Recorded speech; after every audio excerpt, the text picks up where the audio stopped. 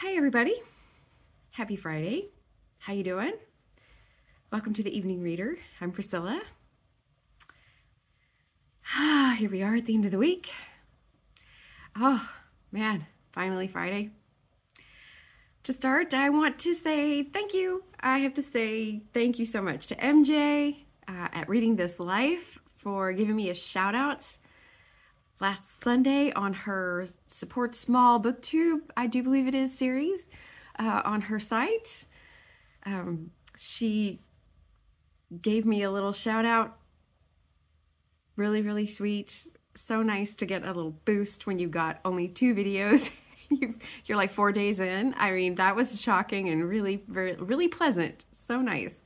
So if you're here because you saw MJ's video, welcome. And if you don't know about MJ, her channel is Reading This Life. She likes horror, sci-fi, and thrillers, I do believe. And she's a fitness buff and she has cool taste in music. So I will link her channel down below. Okay. Yeah. So yeah, how has your week been? Mine has been, it's been a week, yeah? It's March, it's snowing. Let's see if I can show you the snow. Let's see if I can do it. Let's see if I can turn this around and if you can see out the window, we've got nice blowing snow. Yeah, hopefully that works. And that's what it looks like. If you've ever been curious, if you've been to Amsterdam, but you wondered what does it look like behind the houses, what's back there? That's what's back there. Courtyards, all different kinds of courtyards, sometimes more houses. So it's bigger than it looks. Lots of people. Yeah, so snow. It's crazy. We had the warmest winter and now snow when I'm ready for warm weather, because this Southern girl is used to springtime in March, not winter. Although it's getting lighter and lighter. And like by the time we turn the clocks at the end of the month, we turn them still at the end of March, it'll be light till like 9 o'clock at night, which is how it is in July where I'm from. So in the States. So it's changed. It's changed. I've started to get used to it though. I've been here almost 5 years, so I'm more acclimated than I was, but it was tough at first, let me tell you. But we're not here to talk about that. We're here to talk about books, aren't we? Yeah. So I have seen a lot of booktubers do this thing. A lot of booktubers have put this out sort of as advice that you do batch filming, where you film a lot of videos so you've got them there to put up. And I did not do that. I came up with a new thing this week that I thought I would tell you about. And I call it botch filming. And that's where you film a video and then you botch it. And then so you film it again and then you watch it and then you realize you've botched it another time. And then so you film another video and somehow you botched that one too. And then maybe you do that like 4 times in a row. Yeah. So botch filming, it's a technique. I don't really recommend it, but you know, you can try it if you like. Maybe some of you have tried it. If you've tried it, let me know what you thought of it. Yeah. So good times. It's the learning curve. It's the tubes curve. The tubes. Yeah. Life lessons. So I was trying to, this week, film a video that was my favorite reads of 2022. And there were several issues. Some were technical issues and some were just, what am I doing issues? And some were, yeah, just issues. So I thought that would be kind of fun, sort of a like getting to know me. That just sounds so self-centered. But you know, you could get to know what I liked. I know it's March, but we're still in the bounds. It's like still first quarter of 2023, so we can still talk about 2022, even though it already feels like such a long year, doesn't it? I don't know. So I guess I will just do that. Maybe just really quickly, because I thought if you see anything also that you like, I could do a review video. That might be good. Yeah, let's do it. Let's just get into it. Let's do it. So I had 4 books. Yeah, I have 4 books that I read on my Kindle, and then I have actually some books here. I have to turn. Sorry, get my list in front of me, because yeah, my favorites, but not really my favorites, I guess. I didn't have a great reading year last year. It was good, but it was odd. And I read outside the box. I reread a bunch of stuff, but I didn't put anything I reread on my list. And it's a favorites list. I should have. That was the other thing I realized. I didn't really love this list, and I thought, well, I could redo it for the channel. But then I thought, if any of you look on Instagram, you'll know instantly that I cheated and changed my list. Okay, so I'll just go through what my original list. That's fine. It's all fine. Okay. So the first book that I had on there was The Latecomer by Jean Hoff Korelitz. Kind of a family saga about a couple who go through IVF in the early 80s, and they don't have the strongest marriage. And they end up with 4 embryos. They decide to have 3 of the children, because the woman she wants to be a mom, give birth, and she can only carry 3. They put the 4th one in like cryo storage or whatever. And then the book follows the lives of those 3 children. And then also when they go off to college, something happens. The mom learns something disturbing, and she decides that she wants to go ahead and have that 4th child. And so it just follows the children through their lives and the family and their relationships or lack thereof. And it's just really well done. It's a multi-point of view. So if you like family sagas, if you like multi-point of view, rich stories, it's very different than her book, The Plot, that she had out the previous summer. But yeah, if you want me to do a review of that, I highly recommend it. It's a really, really great book. Let's see. Oh, why am I closing I'm like, see, it's been like this all week. It's been like this all week, but I'm not giving up this time. I'm not giving up. Second book on my list was Long Road, Pearl Jam, and the Soundtrack of a Generation by Stephen Hayden. Stephen Hayden is great. He writes for Uproxx, and he's had several other books that he's done, like Your Favorite Band is Killing Me, which is about band rivalries. He wrote a book about like arena rock bands called Twilight of the Gods. He has a book about Radiohead, and he's writing a book about Bob Dylan. This is about Pearl Jam. If you are Gen X, it's a must read. Like me, I am Gen X. This is set up like a mixtape. And so it takes songs from each of Pearl Jam's albums, it goes chronologically, and also some of Eddie Vedder's solo stuff, and then talks about different aspects of the band, different things, like their contemporaries, the Ticketmaster controversy, if you were around back in the day and you remember all that, and just sort of their development. And it's really, really interesting. I think I'll do a deep dive on this, but there's also a Spotify playlist that goes with the book that Stephen Hayden put together. So that's a great one. Let's see. Next up was Piranesi. This has been on everybody's list, so I don't think that I need to go in depth about this, but for me, I picked it up because in 2009, I read Jonathan Strange and Mr. Norrell, and I just fell in love with it, and I thought she was the most brilliant writer ever.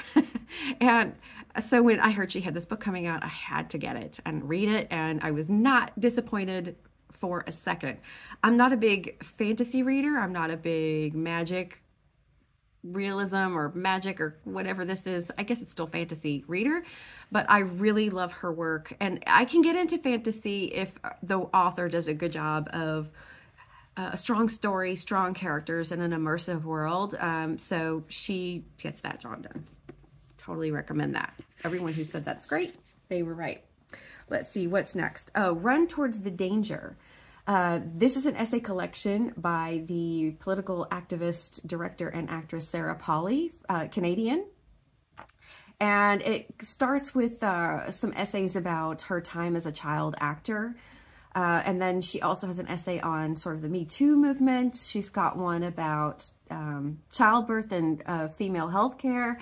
And then the final essay is the titular essay, Run Towards the Danger, which is about the time she had a concussion. For like 2.5 years, she suffered from a concussion and how she got over that. And, you know, now obviously emerged kind of triumphant because she's everywhere these days with, she directed the the adaptation of Miriam Taves's novel, Women Talking. And yeah, it's a big awards contender, so she's doing great. So I highly recommend that one. I may do a review of that also because it's worth talking about. Drive Your Plow Over the Bones of the Dead. This is another one a lot of YouTubers have been talking about. Oh, just so fantastic. Olga Tokarczuk, and I don't have the name of the translator in front of me. But yeah, a story about a woman who lives out kind of outside of the outskirts of Warsaw, I believe. And she's like a caretaker of summer homes. And there's a murder. And she kind of gets involved in the murder investigation of her neighbor. She works with 2 other friends to begin to try to figure out what's going on. And it's just it's dry, it's dark, witty. It's got a bit of supernaturalism to it. I wouldn't call it magical realism. I'd call it supernaturalism. And it takes a serious look at, you know, who gets taken seriously, who gets overlooked. It's just very, very well done, tight little novel. Highly recommend it. Next up is French Braid by Ann Tyler. And I have to rant. I have to rant. I have to do it. So this is a good book. This is a book about a woman in the 1950s who decides that she wants to be an artist. And she very slowly starts to pull away from her family. She moves into like a guest house, I think it is, or like a garage apartment on the property. And she just begins to absent herself from her family. So she wants to have a solitary life as an artist. And that's the story. This is the story of how that affects her family. She's got 3 children and sort of what it does to them. So this is the UK cover. The American cover is fine. It's a picture of a French braid rug, a blue French braid rug, which has significance to the story because she actually paints household objects. And one of the things that she does paint is a French braid rug, which is how the book gets its title. It's not the hairstyle, which you might think it could be from this lovely... What is this cover? What is this cover? This is the stupidest cover, and it has absolutely nothing to do with the book. Nothing. Nothing at all.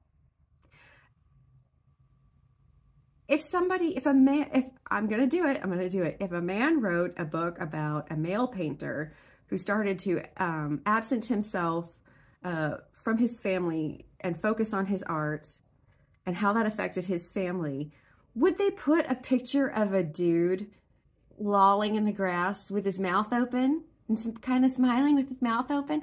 No, they would not. They wouldn't. And would you pick this book up if you saw it in a bookshop? Or would you go, oh, it just sounds like some kind of weird, what is it? Would you think it's chick lit? I don't even know what this is. Yeah, okay. I'll stop now. I'll stop now. Okay, next up is The Sentence by Louise Erdrich. Potato. I don't know. This is really wonderful. I think this has probably been on a lot of BookTube lists, maybe from last year and this year, because yeah, I think this came out in 2021, didn't it? I think so. Yeah, based kind of on her bookstore, her actual bookstore in Minneapolis, and about a character, Tuki, who was in jail and who learned to read in jail and loved to read and really formed a passionate relationships with books. And she goes to work in Louise Erdrich's bookstore. And there, they have a customer who suddenly passes away, and she comes to haunt the bookstore. And this is kind of the story of how do they get rid of the ghost. But it goes beyond that. This is another book that has sort of a supernatural element, and it goes beyond that.